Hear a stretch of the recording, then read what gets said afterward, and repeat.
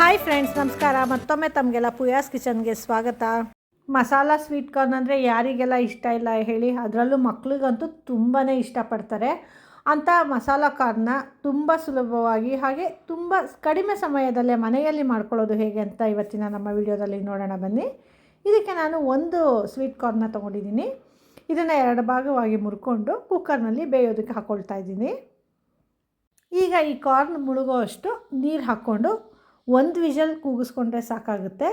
Corn ಬೇಗ ಬೇಯುತ್ತೆ. ಹಾಗೆ ಇದಕ್ಕೆ ಸ್ವಲ್ಪ 1 ಟೀ ಸ್ಪೂನಷ್ಟು ಉಪ್ಪು ಹಾಕ್ಕೊಂಡು ಕಾರ್ನ ಬೇಯೋದಕ್ಕೆ ಇಟ್ಕೊಂಡಿದ್ದೀನಿ. ಈಗ ನೋಡಿ, ಇದು 1 ವಿಷಲ್ ಕೂಗಿದೆ, ಹಾಗೆ ಪ್ರೆಷರ್ ಕೂಡ ಬಿಟ್ಟಿದೆ. ತೆಗೆದು ನೋಡ್ತಾ ಇದ್ದೀನಿ. ನೋಡಿ, ಇಲ್ಲಿ ಹದವಾಗಿ ಬೆಂದಿದೆ. ಈಗ ಇದನ್ನು ಒಂದು ಬೌಲ್ಗೆ ತೆಗೆದು ಇಟ್ಕೊಂಡು ಈ ಕಾರ್ನ ಬಿಡಿಸ್ಕೊತಾ ಇದ್ದೀನಿ. ಇದನ್ನು ಬಿಡಿಸ್ಕೊಳ್ಳೋದು 1 ಲೈನ್ ಬಿಡಿಸ್ಕೊಂಡ್ರೆ ಸಾಕು. ಆಮೇಲೆ ತುಂಬ ಸುಲಭವಾಗಿ ಈ ಕಾರ್ನ ಬಿಡಿಸ್ಕೋಬೋದು. ಹೀಗೆ ಈ ರೀತಿ ಜೋಳ ಕೂಡ ತೊಗೋಬೋದು, ಅಥವಾ ಸ್ವೀಟ್ ಕಾರ್ನ್ ಬಿಡಿಸಿರೋದನ್ನ ಕೂಡ ತೊಗೊಂಡು ಮಾಡ್ಕೋಬೋದು. ಈಗ ನೋಡಿ, ನಾನು 1 ಕಪ್ಪಷ್ಟು ಬಿಡಿಸ್ಕೊಂಡಿದ್ದಾಗಿದೆ. ಈಗ ಮಸಾಲೆ ಸಿದ್ಧ ಮಾಡ್ಕೊಳ್ಳೋಣ. ಇಲ್ಲಿ ನಾನು 1 ಟೀ ಸ್ಪೂನಷ್ಟು ಉಪ್ಪು ತೊಗೊಂಡಿದ್ದೀನಿ, ಹಾಗೆ 1/4 ಟೀ ಸ್ಪೂನಷ್ಟು ಬ್ಲ್ಯಾಕ್ ಸಾಲ್ಟ್ ತೊಗೊಂಡಿದ್ದೀನಿ, ಒಂದು ಅರ್ಧ ಟೀ ಸ್ಪೂನಷ್ಟು ಚಿಲ್ಲಿ ಪೌಡರು, ಹಾಗೆ ಒಂದು ಅರ್ಧ ಟೀ ಸ್ಪೂನಷ್ಟು ಗರಂ ಮಸಾಲ ಹಾಕ್ಕೊಂಡಿದ್ದೀನಿ, ಹಾಗೆ ಅರ್ಧ ಟೀ ಸ್ಪೂನಷ್ಟು ಪೆಪ್ಪರ್ ಪೌಡರ್ ಹಾಕ್ಕೊಂಡಿದ್ದೀನಿ. ಈ ಎಲ್ಲ ಮಸಾಲೆಗಳನ್ನ ಚೆನ್ನಾಗಿ ಮಿಕ್ಸ್ ಮಾಡ್ಕೋಬೇಕು. ಮೊದಲಿಗೆ ಈ ರೀತಿ ಬೇರೆ ಪ್ಲೇಟಲ್ಲಿ ಮಿಕ್ಸ್ ಮಾಡಿಕೊಂಡು ಆಮೇಲೆ ಕಾರ್ನ್ಗೆ ಹಾಕ್ಕೊಂಡ್ರೆ ಚೆನ್ನಾಗಿರುತ್ತೆ. ಈಗ ನೋಡಿ, ಎಲ್ಲ ಮಸಾಲೆನೂ ಮಿಕ್ಸ್ ಮಾಡ್ಕೊಂಡಿದ್ದಾಗಿದೆ. ಈಗ ಬಿಡಿಸ್ಕೊಂಡಿರೋಂಥ ಕಾರ್ನ ಒಂದು ದೊಡ್ಡ ಬೌಲ್ಗೆ ಟ್ರಾನ್ಸ್ಫರ್ ಮಾಡ್ಕೊತಾ ಇದ್ದೀನಿ, ಯಾಕಂದರೆ ಮಸಾಲೆಗಳೆಲ್ಲ ಮಿಕ್ಸ್ ಮಾಡ್ಕೊಳ್ಳೋದಕ್ಕೆ ಅನುಕೂಲ ಆಗಲಿ ಅಂತ. ಹಾಗೆ ಇಲ್ಲಿ 1 ಟೇಬಲ್ ಸ್ಪೂನಷ್ಟು ಗಾರ್ಲಿಕ್ ಹರ್ಬ್ಸ್ದು ಬಟರ್ ತೊಗೊಂಡಿದ್ದೀನಿ. ಈ ಗಾರ್ಲಿಕ್ ಹರ್ಬ್ಸ್ ಇಲ್ಲ ಅಂದರೆ ನಾರ್ಮಲ್ ಬಟರ್ ಕೂಡ ಬಳಸ್ಕೋಬೋದು, ಆದರೆ ಈ ಹರ್ಬ್ಸ್ ಫ್ಲೇವರ್ಡ್ ಬಟರ್ ಹಾಕ್ಕೊಂಡ್ರೆ ತುಂಬಾ ರುಚಿಯಾಗಿರುತ್ತೆ.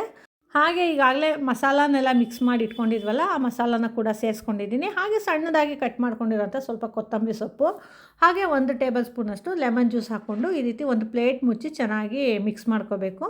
ನೋಡಿ, ಈ ರೀತಿ ಒಂದು ಸರಿ ಮಿಕ್ಸ್ ಮಾಡಿ ಚೆನ್ನಾಗಿ ಮತ್ತೊಂದು ಸರಿ 1 ಸ್ಪೂನಲ್ಲಿ ಈ ರೀತಿ ತಿರುಗಿ ನೋಡಿಬಿಟ್ಟು ಮತ್ತೆ ಆ ಪ್ಲೇಟ್ ಮುಚ್ಕೊಂಡು ಮತ್ತೆ ಈ ರೀತಿ ಮಿಕ್ಸ್ ಮಾಡ್ಕೊತಾ ಇದ್ದೀನಿ. ಈ ರೀತಿ ಮಿಕ್ಸ್ ಮಾಡಿದ್ರೆ ಮಸಾಲೆ ಎಲ್ಲ ಚೆನ್ನಾಗಿ ಮಿಕ್ಸ್ ಆಗುತ್ತೆ, ಎಲ್ಲ ಕಾರ್ನ್ ಮೇಲೂ ಚೆನ್ನಾಗಿ ಕೋಟ್ ಆಗುತ್ತೆ. ಅದಕ್ಕೋಸ್ಕರ ಈ ರೀತಿ ಮಿಕ್ಸ್ ಮಾಡ್ಕೊಳ್ಳೋದು. ಈಗ ನೋಡಿ, ಇದು ಚೆನ್ನಾಗಿ ಮಿಕ್ಸ್ ಮಾಡ್ಕೊಂಡಿದ್ದಾಗಿದೆ. ನೋಡಿ, ಎಲ್ಲ ಮಸಾಲೆನೂ ಎಷ್ಟು ಚೆನ್ನಾಗಿ ಕೋಟ್ ಆಗಿದೆ ಆ ಸ್ವೀಟ್ ಕಾರ್ನ್ ಮೇಲೆ. ಈಗ ಇದನ್ನ ಸರ್ವ್ ಮಾಡೋಣ ಬನ್ನಿ. ಇದನ್ನು ಸರ್ವ್ ಮಾಡೋದಕ್ಕೆ ಈ ಕಾರ್ನ್ದು ಬಿಡಿಸ್ಕೊಂಡಿರ್ತೀವಲ್ಲ, ಸಿಪ್ಪೆನಲ್ಲೇ ಈ ರೀತಿ ಬೋಟ್ ಶೇಪಲ್ಲಿ ಮಾಡಿ ಈ ರೀತಿ ಸರ್ವ್ ಮಾಡಿದ್ರೆ ತುಂಬಾ ಅಟ್ರಾಕ್ಟಿವ್ ಆಗಿ ಚೆನ್ನಾಗಿ ಕಾಣುತ್ತೆ. ಅಥವಾ ನಿಮಗೆ ಯಾವ ರೀತಿ ಸರ್ವ್ ಮಾಡೋದಕ್ಕೆ ಇಷ್ಟನೋ ಆ ರೀತಿ ಸರ್ವ್ ಮಾಡ್ಕೋಬೋದು. ಆದರೆ ಟೇಸ್ಟ್ ಮಾತ್ರ ಅಂತೂ ತುಂಬಾ ಚೆನ್ನಾಗಿರುತ್ತೆ. ಹಾಗೆ ಮಾಡೋದು ಕೂಡ ಅಷ್ಟೇ, ತುಂಬಾ ಸುಲಭ. ಕೇವಲ 10 ನಿಮಿಷದಲ್ಲಿ ಸಿದ್ಧ ಆಗೋಗುತ್ತೆ. ನೋಡಿದ್ರಿ ಅಲ್ವಾ, ತುಂಬ ಸುಲಭವಾಗಿ ಈ ಮಸಾಲ ಕಾರ್ನ ಅಂಗಡಿಗಿಂತ ರುಚಿಯಾಗಿ ಹಾಗೆ ತುಂಬ ಹೆಲ್ದಿಯಾಗಿ ಕಡಿಮೆ ಸಮಯದಲ್ಲಿ ಮಾಡ್ಕೊಳ್ಳೋದು ಹೇಗೆ ಅಂತ. ಈ ರೆಸಿಪಿ ನಿಮಗೆ ಇಷ್ಟ ಆಯಿತಾ? ಹಾಗಿದ್ರೆ ಇನ್ನೂ ಹೆಚ್ಚು ವೀಡಿಯೋಸ್ಗಳಿಗಾಗಿ ನಮ್ಮ ಪೂಯಾಸ್ ಕಿಚನ್ನ ಲೈಕ್ ಮಾಡಿ, ಶೇರ್ ಮಾಡಿ, ಹಾಗೆ ಸಬ್ಸ್ಕ್ರೈಬ್ ಮಾಡಿ. ಧನ್ಯವಾದಗಳು.